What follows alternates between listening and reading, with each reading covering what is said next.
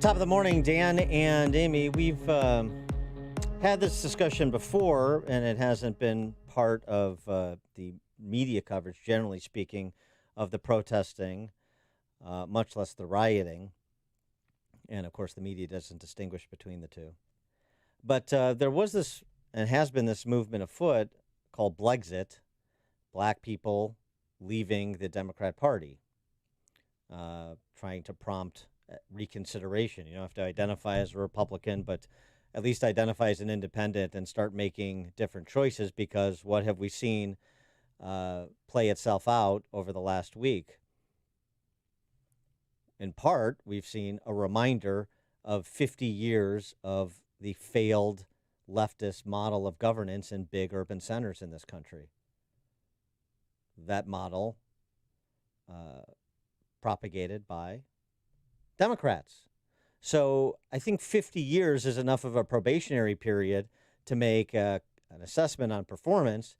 And if that model isn't working and it continues to be advanced by one group of people, and you just switch out whoever is going to be the D representative at City Hall, then maybe it's time to start thinking about different representatives altogether, both at City Hall, in governor's mansions, in state legislatures, in the White House. Kate Stinson posted this video on TikTok I mentioned before Mike Scott's newscast, and because I'm so current and hip, I caught it. You are. You Yeah, really. thank you very much. You're welcome. All right, y'all asked me to cover one last thing. Trump saying when the looting starts, the shooting starts. I don't know where y'all are from, but I'm from Texas, okay?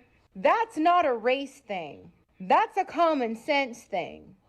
Looting is theft that usually has violence involved. I don't know anyone in my state that thinks that's a smart idea. 'Cause you best believe I'm gonna protect me and mine any day, any time. And we don't take too kind of people threatening our property either. But here's the great thing. If you're not trespassing or stealing anything, you remove yourself from that situation of getting shot. It's really not rocket science. If y'all took the same amount of energy that you put into trying to make Trump look bad and used it to help your communities, not destroy them, put it towards coming together as a united people and looking at each other like human beings and not by colors, we'd be in a real different situation right now. Stop fabricating that's not there. And FYI, he's still your damn president. Kate Stinson is the content creator at The Standard, state director of Blexit, Texas, and host of the Southern Oreo. Kate Stinson, thanks so much for joining us. Appreciate it. Thank you so much for having me. What's it like in Texas, in the work that you do in terms of are your friends and professional colleagues, are they watching what's happened over the last week around the country and saying, we got to think differently about our politics, perhaps, because I don't want to be aligned with people or being perceived to be aligned with people who are committing acts of violence?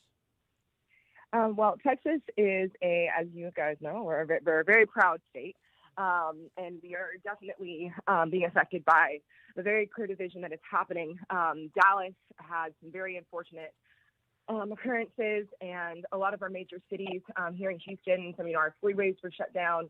So we're definitely being impacted by these riots. However, I will say my immediate surroundings, my immediate circle, we do not condone this violence. We do not tolerate it. And it is not fear that is being instilled. It is anger, it is upset, and it's not a matter of our anger with the police per se. It's our anger with these riots are hurting our community. These riots are hurting our own people that in no way, shape, or form have done any wrong. So yes, I do think that the people of Texas are upset. I do think the people of Texas are ready for the violence to come to an end, and we have no problem coming together to make that statement very, very clear. But when is it going to end? I mean, first, people were cheering because we've had a number of protests here in Chicago and every neighborhood and even in the suburbs. They wanted the other 3 officers charged. Those 3 officers have been charged. Now, last night in Chicago, they had one in front of the police headquarters saying that they want everyone released. Police arrested 1,500 people last weekend, and now they're going to keep protesting until they release all of the criminals, some who've even attacked police officers or charged with felonies, and they want them released, and they're not going to stop. So what's the end game here? And that's a great observation.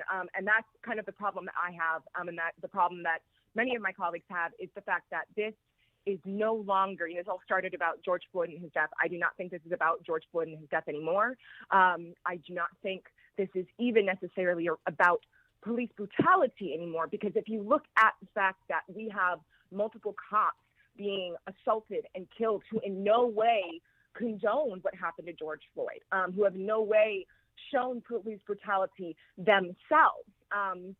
As you mentioned, the want for justice of, these police officers being arrested and held accountable, and George Floyd's murderer just had his sentence changed to second-degree murder because more evidence came forward about him knowing Floyd previously, et cetera, et cetera. It also was talked about how the method in which he used was not taught in police academies, and it was not the proper way to handle it. So that's a wonderful question, and that's the question that I've been asking myself is, when does this stop? And I think that, ironically, I think many people have that question, but if you look at the way that when martial law was even presented, the people's response was, well, do not support Trump. We do not want this.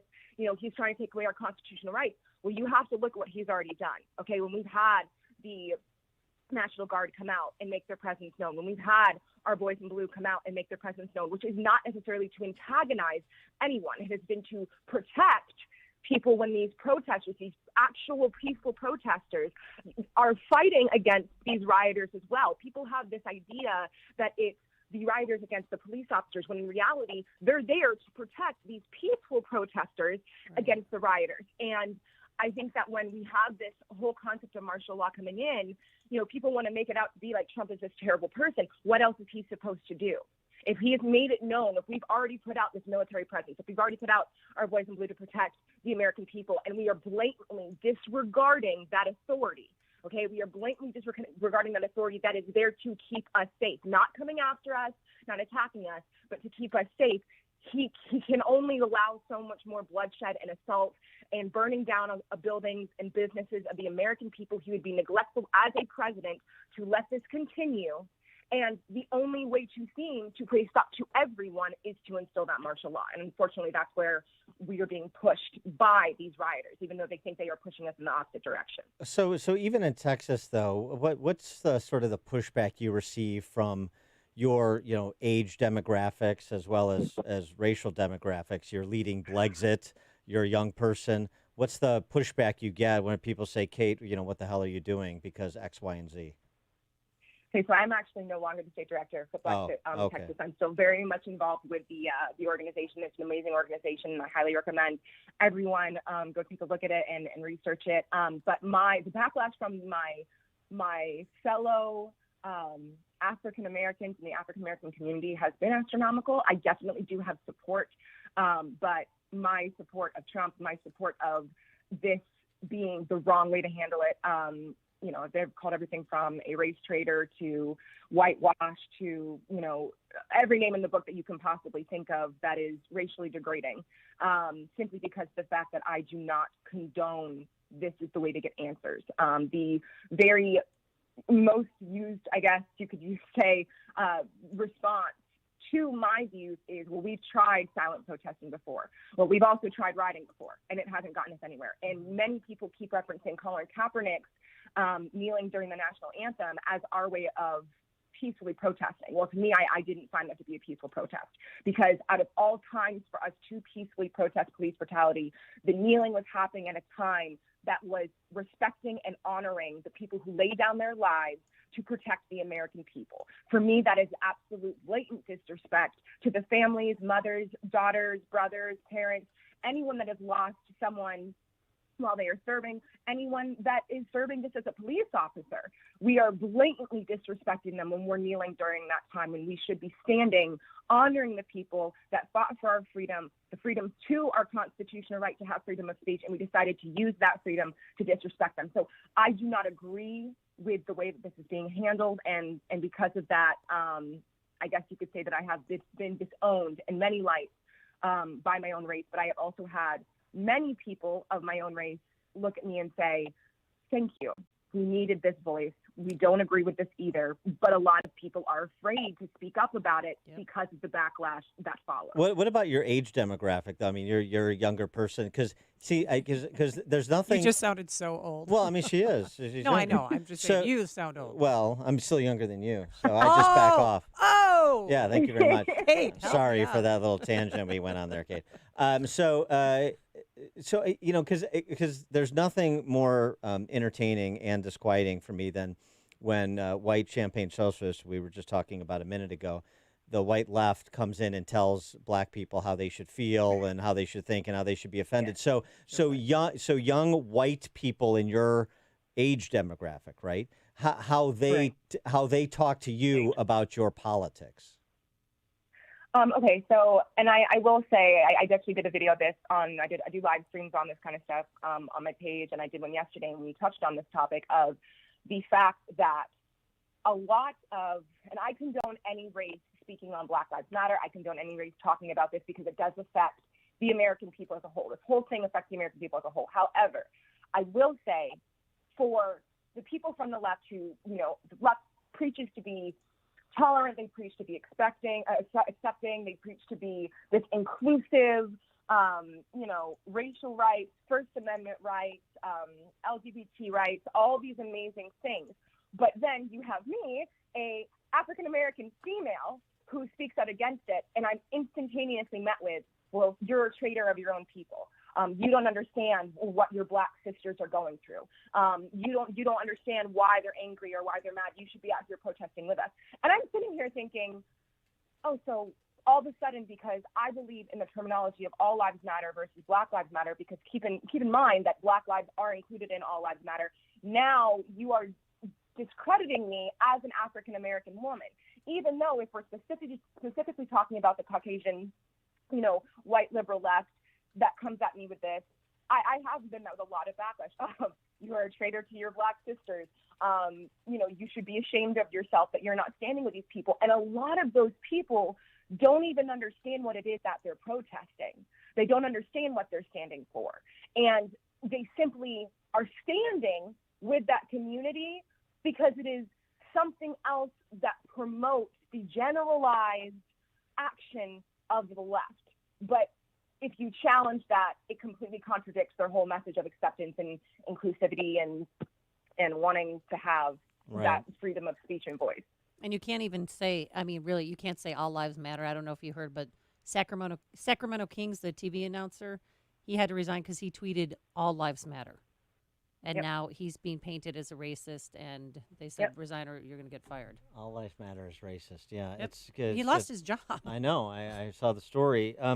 So, Kate, did you have a road to Damascus journey, or did you grow up as a conservative or an independent thinker? Is this the product of your parents, or is this something that you came to through experience? Not at all. My mother, my dad is a diehard Texan. He is very much conservative. Those have always been his beliefs. My parents were divorced when I was 5. My mother is a diehard Democrat, and I love her dearly, and those are her views. But I was not. Up until about 3 months after Trump was elected, I hated the man. I wanted nothing to do with him. I thought it was the most, nope, I want nothing to do. This man is a racist. He's a sexist, da-da-da-da. And I was very much a sheep to the media. I did not do my research, and I'll own that. You know, I was following what I was being told by my community. I was following what I was being told by the media. I did not do my own research. And I got to a point where I was so angry with him as a president, and then I realized that, you know what, he's been elected, okay? I'm going to have to accept that at some point. He's been elected. He's now the president of the United States, which means he's my president. I can either sit here and I can be upset and I can spew hate, or I can do research on what it is that this man is doing, because I started being challenged on, well, why do you hate him? And though I was being challenged by predominantly Caucasian people, it caused this stir in my head to say, well, they have a really valid point. Why am I mad? I don't even really know why I'm mad. I have no idea what he's done. So when I stopped just following the media and stopped just following emotion and went and genuinely looked at this man's policies and genuinely started following what he was doing, I started to realize this man is more for me and my community than the Democratic Party has ever been. Why am I against him? Why am I fighting him on this?